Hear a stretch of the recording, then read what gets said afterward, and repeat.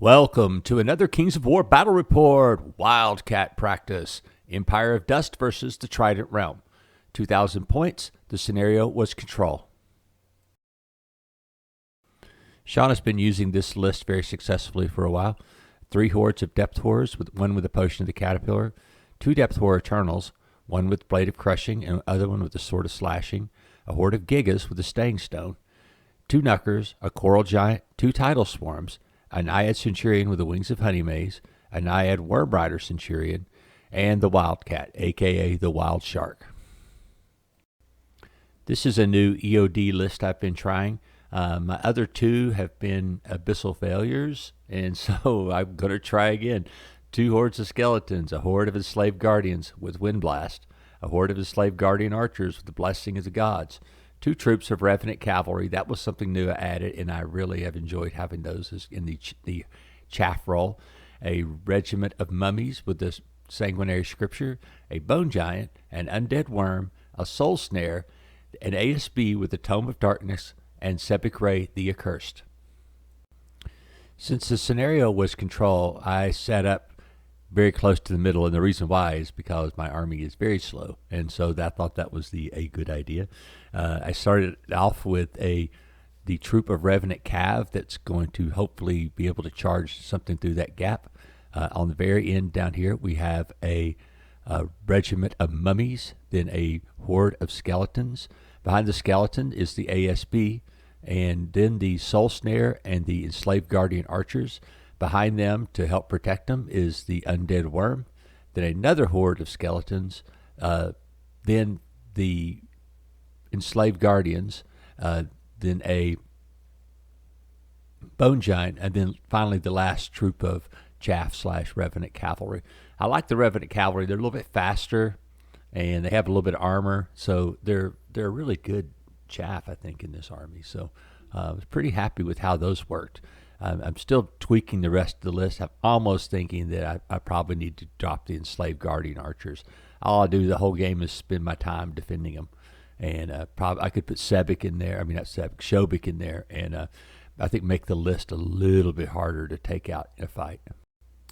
I have played against Sean's army so many times and seen it played. I could probably do his deployment for him, which should give me an advantage, you would think. But EOD troops just aren't quite as resilient as my orcs and some of my other armies. So it starts off with a Knucker here on the end, and then the Saw Sharks, as we call them, because I know they have a like swordfish head, so I know that they have the Potion of the Caterpillar.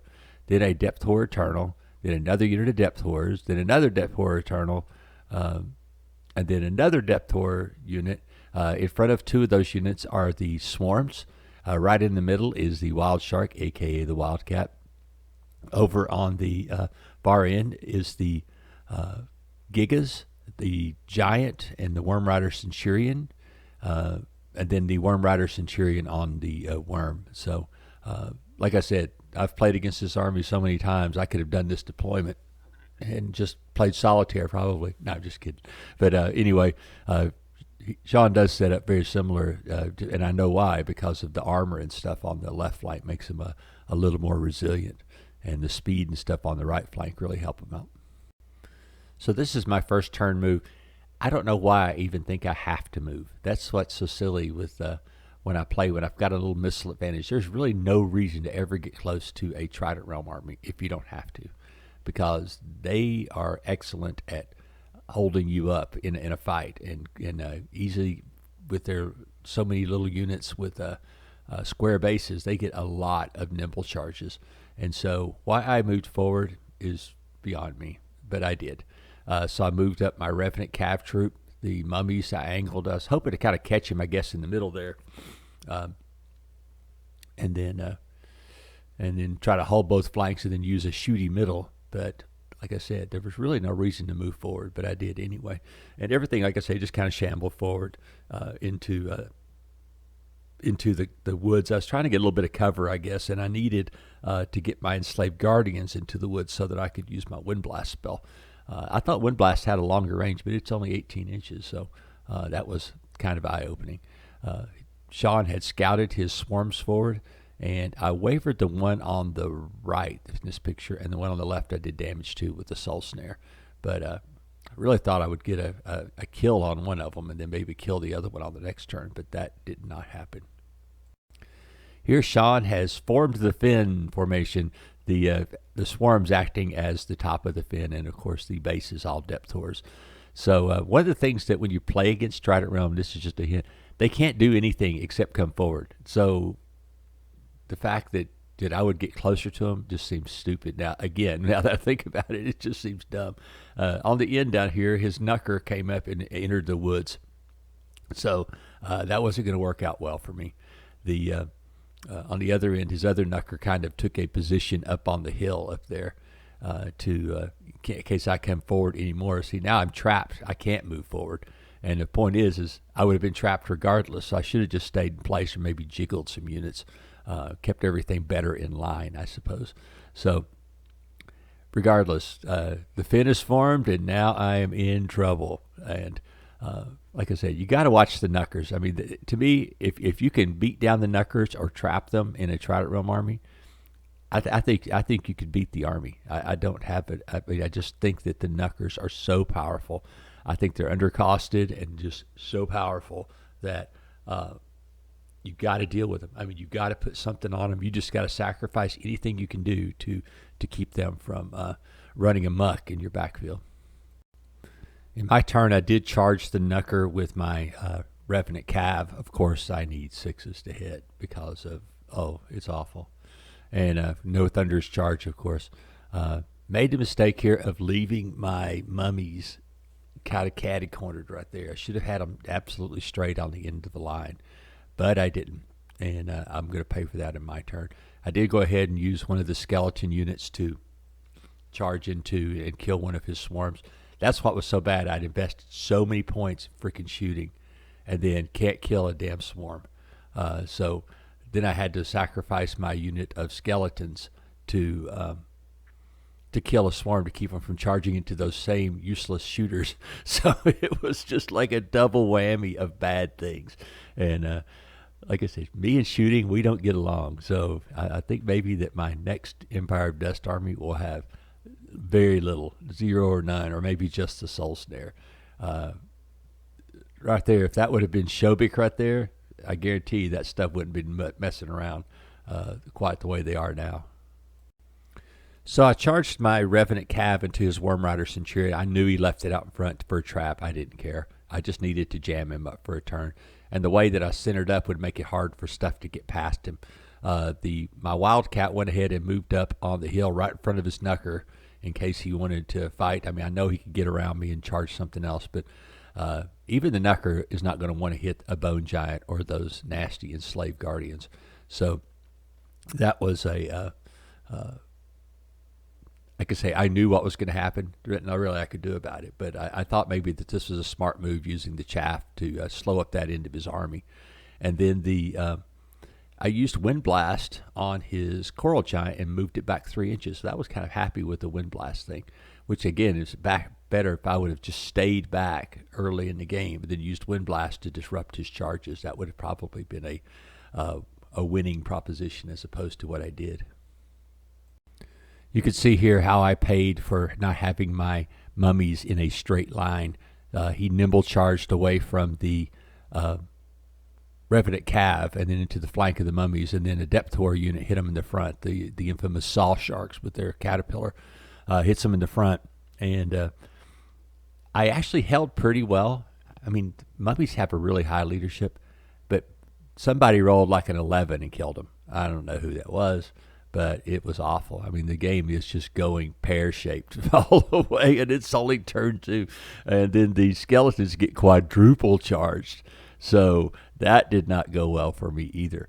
And of course, the Revenant Cav gets swarmed in the flank, the front, the side. So they're getting slaughtered. So this game has not started off well for me. And like I said, if I hadn't moved forward, this wouldn't be happening. So I may even needed to have set back even further, not set up on the 12-inch line. And just, prevented it, because a lot of times with my orcs I don't set up on the 12-inch line. I put chaff on the 12-inch line, but none of the units are there. So anyway, I'm learning lessons this game, and I'm going to have to improve my Empire of Dust playing. So down on this flank, Sean had charged his Wildcat or Wild Shark into my Enslaved Guardians to basically just chaff them up. And in the very middle, like I say, everything just gang tackled that poor unit of Revenant Cav. He did charge his Knucker into the Wildcat, which kind of surprised me. The Wildcat, he's not very good. I mean, you look at him and you think maybe he's good as a beast of nature, but, he doesn't have the stuff. He needs nimble or something like that to make him a little better. But he's free, so who can bitch? So anyway, he's going to end up fighting the Knucker for a while. But like I said, this turn, everything has just went to hell. I mean, I knew what was going to happen over here on this side, but on the left side, that nimble charge caught me off by surprise, and losing my mummies really hurt because they're one of my better grind units. The other thing that happened on this side is this stupid swarm charged into my skeletons, and they're virtually when these Empire of Dust skeletons have to fight something with ensnare, it's just impossible. I mean, to me, it's almost fruitless to even roll dice unless you can get a flank or something like that on them. Ain't nothing going to happen. So I'm really in a bad spot. I'm just going to say it right here. I'm in a tight spot. Yeah, here's after the fight. The Revenant Cavalry is gone. The Knucker did 3 wounds to the Wildcat, which isn't too bad. His stupid Wildcat, even though he's hindered, charges through the woods and hits me 5 times and does 5 wounds. I was like, are you kidding me?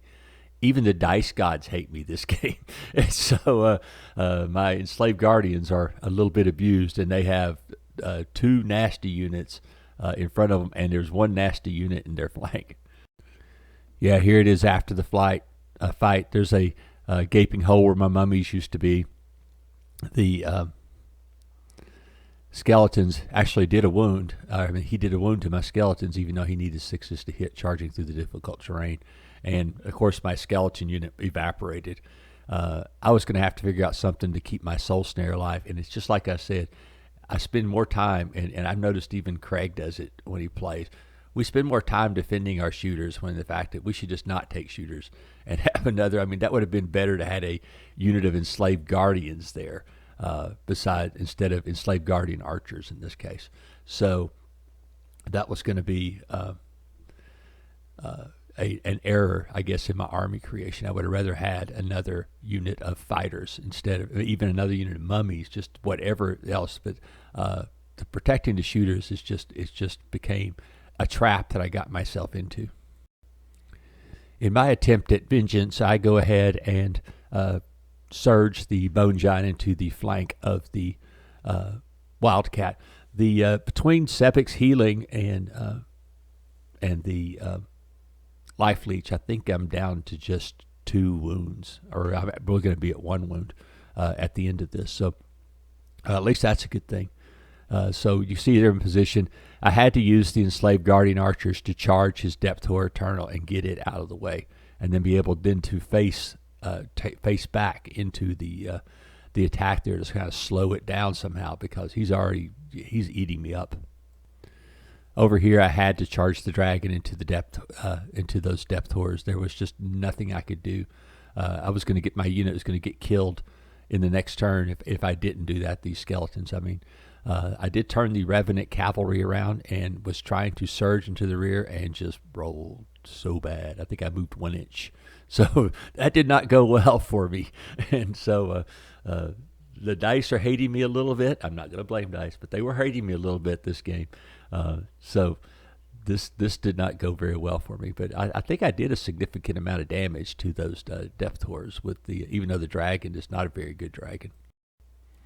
So here I did use the Enslaved Guardian archers to charge and into his Depth Horror Eternal. The reason why, again, I'm defending that stupid Soul Snare instead of doing the right thing. And I think my shooting would have done more to those guys, to those Depth Horrors, but I don't know. I mean, this just seemed like the thing to do at the time, because I thought maybe I could use the Soul Snare to actually heal back some of my units that were taking a huge amount of damage. So the Bone Giant did, in fact, help kill the Wildcat in one go. So it still looks bad because I'm pretty sure he has a flank into my enslaved guardians. And that was my bad because I put Sebek right behind him, so I couldn't back up and I couldn't change formation, which was just dumb. Like I say, I'm learning this game about just being more aware of some of the things that I'm doing.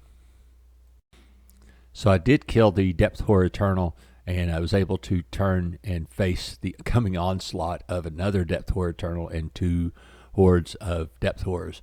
So again, it ain't looking good. So anyway, I'm just trying to do what I can to claw back into this game. Despite my best efforts, my Soul Snare gets charged. So anyway, he nimble charges around the formation and into the Soul Snare. Dang it. I was trying to, I mean, I've already spent all this effort to defend it, and then it still gets whacked. So anyhow, his Depth Horrors and a Depth Horror Eternal did charge into my enslaved Guardian Archers as well over here. Yep, I knew this was going to be bad too. So his Depth Horror slam into my flank, the Gigas into the front, and his Coral Giant goes to take on my Bone Giant. So, like I said, not good. And up on the hill, his Flying Centurion went in and charged in on the Wildcat to try to keep him pinned down. He didn't really have a role for him this game. I mean, I guess he could have come over and tried to kill my shooters, which would have probably been a better idea. But I guess he didn't have as much role for him this game as he usually does. Insult to injury over here, because I couldn't get the rear charge off with the surge because of some appalling dice. The Depth Horrors were able to pivot and turn into the flank of my dragon. It's just like, it just keeps getting worse. So anyway, I'm still clawed in there, still have a horde of skeletons. I mean, the skeletons should have killed that stupid unit of that stupid swarms by now, but it just could not get the dice to roll. Over on this flank, the enslaved guardians were destroyed easily by the combo charge of the Gigas and the Depth Horrors. Sebek is just standing there by himself. That's it. Now the giant took a ton of damage, I think 12, but he didn't. He did not die, and so Sebek was able to charge him into the flank of the Gigas on the next turn. So my Revenant Cav troop, who should have hit those guys the last time, gets to hit them in the flank this time instead of the rear, but it's okay. So the dragon and the Revenant Cav troop are going to take on the Depth Horrors. His unit of, his Knucker did not kill the Soul Snare, which was it had 10 wounds. That's pretty dang good. But they did manage to kill the enslaved guardians and archers, and of course, then his Depth Horror Eternal is now moving in to the middle of the table here as well. But the thing is the objective's that blue chit in the back, and at least they're all pulled to this direction for temporary. So I finally killed those damn swarms. They were killing me with this unit of skeleton warriors, and was able to formation change. Now I could face the side of some units. I could face at least face toward the middle of the table. The dragon and the very handy Revenant Cav troop went ahead and killed the Depth Horror unit. I think it's the only unit I killed the whole game. I don't remember. It was so few units. I did so little damage this game. But I was in a better position now because, like I said, we're playing control, and so now I've got some unit strength that I could at least try to push toward the middle, because he's kind of pushed past the middle over there on some of that. So my Bone Giant did 10 wounds to the Gigas, and I maybe wavered them. I don't know if they can be wavered, but I did not kill them. So that was not good, and this flank over here is just really shredded. I did manage to kill his stupid Knucker. I mean, that's amazing. Even when I see one die during a game, it just freaks me out that one dies. But he had moved his Flying Centurion away from him, so I would only had to face the attacks one time, and so that made it a little bit easier to deal with. So I was able to, since I was able to turn, his Depth Horrors charged into the front of my skeletons, and I was so fortunate to kill those swarms. It was bad. So down here, the Knucker managed to finally finish off the soul snare, and then his Centurion flew over to the middle, I guess, to give some. I don't know why he flew over to the middle. Maybe to because he was bored on the other side. But anyway, I was managed to hold that charge, but now I'm facing even more bad things down here. So funny thing here is he charges his depth horse into Sebic Ray, and Sebic Ray just shakes it off like a pro. I couldn't believe it. But no, I did not waver the Gigas before, and then they come charging into the flank of my Bone Giant. So it's probably not long for this world either. But the point is they're kind of facing the wrong way, and it's getting toward the end of the game. So maybe not. I don't know what's going to happen. His Worm Rider Centurion decided to come in to fight and try to take down the Wildcat. The Wildcat is really resilient because it is unbreakable. That makes it nice. So I was able to hold off again. I don't think I even lost my Wildcat this game, which was a good thing. I don't have an actual Wildcat model for this Empire of Dust army, so I was using my the guy from my Varangur army, and so he's just a brass beast down there. But it looks cool with two big models fighting each other on this end of the table. But I have 5 wounds on the Wildcat, so that is not good. So here I was able to charge the Revenant Cav into the depth horrors along with the skeletons, and the big thing was it could push the skeletons to the right, so they weren't going to get flank charged by the Knucker and the depth horror Eternal. So that was the big thing, and plus I was able to get the dragon in position to potentially surge into the flank of that depth horror unit.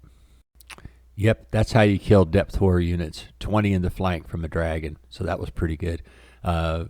All I could do was turn around, though, and start looking toward the middle. But see, the thing is he had since he had failed to kill Sebic Ray, the back of his depth horse is sitting there looking, and the dragon is looking right at the back of him, along with the Revenant Cavalry. So he's going to have to do something here because, I mean, do I have a chance of winning? I don't know. But I have a better chance now that unit of depth horse is out of the way, and I've got these other guys kind of pinned back here in the corner. Believe it or not, the Bone Giant had survived the last turn, and it went ahead and killed the Gigas. So now things are really looking up. And like I said, his depth horrors there are turned the wrong way, fighting Sebic. And, of course, his Naiad Centurion's up there fighting the Wildcat. So I actually have Sean in a little box here. He has no choice. He's going to have to try to kill some of these units. So he charges the Knucker into the skeletons. And the skeletons are down to 6 because of Life Leech. And the Flying Centurion goes ahead and charges the Revenant Cavalry. And then the Depth Horror Eternal charges the Dragon in the flank, trying to keep him out of the game.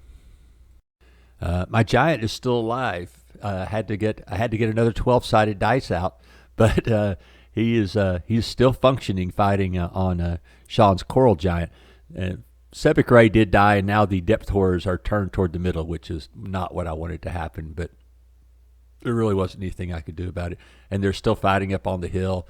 I had to go to the second dice on my Wildcat for wounds, and but it's still, they're just slogging it out. The Wildcat's really hard to take out because of being unbreakable and it's self-inspiring. I think I kind of shocked Sean when the dragon went ahead and charged into the flank of his Coral Giant. He said, well, you can't fly. I said, but no, but I could just charge with my normal ground movement because his flank was wide open. And so I slammed into the Coral Giant there. I'd survived the Depth Horror Eternal. I think he rolled really bad for once. And so I wasn't in too bad a shape. But I'm trying to do everything else. I'm trying to get that one more unit strength in the middle there. That's the key, is that and maybe the Giant to help with. In my turn, I was able to countercharge the Centurion. Plus, I was able to charge the Knucker in the flank with the Skeleton Horde. So that was pretty cool. I just was out of units that could do anything. And so I'm doing everything I can to keep him from getting toward the middle with some unit strength. While I did not kill his Coral Giant, I did waver it, which was going to guarantee that my Giant was alive. And that gives me 2 unit strength there within 12 inches of the center of the table. So my flank charge here was able to waver the Knucker, which is always a high point for me, getting rid of those stupid things. I did manage like a wound on his flying centurion. Just was just did not have enough unit strength in the middle of the table. Like my Revenant Cav is still there. They're worth one. I thought they were worth two, but they're only worth one. And then the Giant and the Dragon, that gives me a total of three. But unfortunately, Sean's Depth Horrors, who had finished off Sebic Ray, gives him a valuable number of units there. And so the game finally ended up as a 5-3 win for the Trident realm. As far as my final thoughts, my first of my final thoughts is I cannot believe how ugly the Enslaved Guardian figures are from Mantic. They are just hideous. I've got some new ones I'm going to paint up to replace these, but right now these are what I have, and like I said, they're hideous. So probably not buying any more of this particular set of models. Big thing about my Empire of Dust is I've really been inexperienced with it, just not using it the right way. I fell into a trap that I've seen other players do, which is if you have shooting, you have to protect it. If you don't protect it, you might as well just not use it. So I'm kind of coming to the conclusion that I would be better off not using it. Or if I did have just shooting, I would just use the Soul Snare or something along those lines.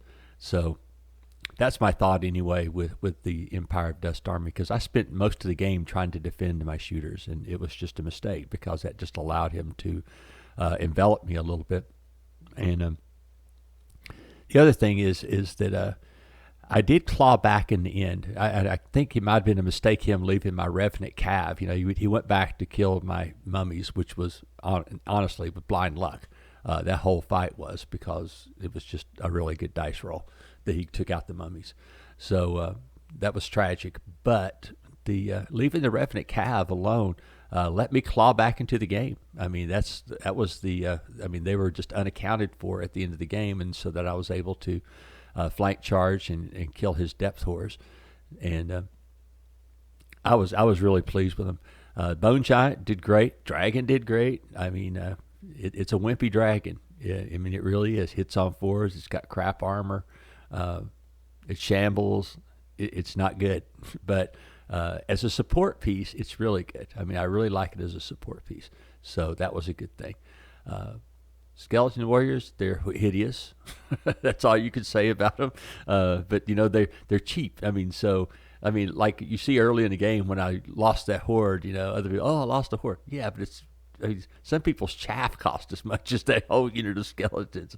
So it really wasn't that big a deal to do them. What did make it bad was he was able to get around so many of my other units because I sacrificed them the way I did. I shouldn't have done it. I should have just let the stupid swarms charge into my shooters. Like I said, I made so many mistakes just allowing that it probably affected the rest of the game. So I don't know what to replace the Enslaved Guardian archers with. I really thought about just putting Shobik in his place because it's about the same points as that big unit. But it might be too hasty because if I'm fighting an army like my other friends' armies, like Northern Alliance or Salamanders, the shooting could be handy because you're not having to deal with so many sneaky little units like Knuckers and those swarms with the Heaven Snare, which is really, really hard to deal with. So anyway, I thought the game was entertaining. I mean, I was to get to the end, and Sean was actually thinking he could lose. That's what it was giving me a tickle about the whole thing. And you could tell by the tone of my voice, I did have fun. And just looking at stuff and laughing like, oh my God, how could it get any worse? But it got better. I mean, and it really comes down to my mantra, which is always play the scenario. And I was concentrating on it, especially toward the end, when I saw I had a little bit of a chance to get back into it. And I think Sean was kind of shocked that I was getting back into it too. So, like I said, it was fun. It was a fun game, and I mean, I laughed, and I'm still laughing about all the stuff that happened. But one of these days, I might actually win a game with Empire of Dust. I'm like 0-3 for the last three games. I've lost all three, so maybe I just need to get them out and play them a little bit more, and not be so quick to change my army list every time, and maybe adjust my tactics a little bit. They just play different than the other armies I own. And back in the day, I loved playing Tomb Kings in Warhammer. They were just one of the most fun armies. Also, one of the hardest ones to beat.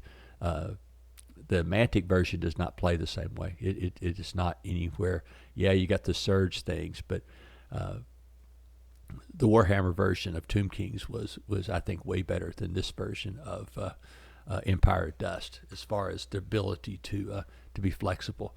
And I think it's just because that the Surge stuff is so expensive for Empire of Dust that it makes it, you always feel like you're down a unit. That's the way I feel when I play them. I'm always feeling like I'm one unit short of something, or even a chaff stick, short of something. And I think it's just because the cost of the Surge is so high. And so per dice, and I think Visibly Riley has pointed it out a few times that, it's the most costly Surge in the game. So again, I'll just have to keep playing them, trying them out. I wanted to give Sean something different because he played in my Abyssals last week and my Orcs, and so just trying to give him a third army to play against so that he has a little bit of experience, because I know that there are going to be some Empire of Dust players at the Wildcat, and so maybe they learned something from this battle report as far as how to help themselves against a Trident Realms army or Trident Realm army, and hopefully they may have picked up some tips and pointers and look at my mistakes and not make them themselves. So anyway, I hope you enjoyed the battle report. Probably have another one next week, so take care.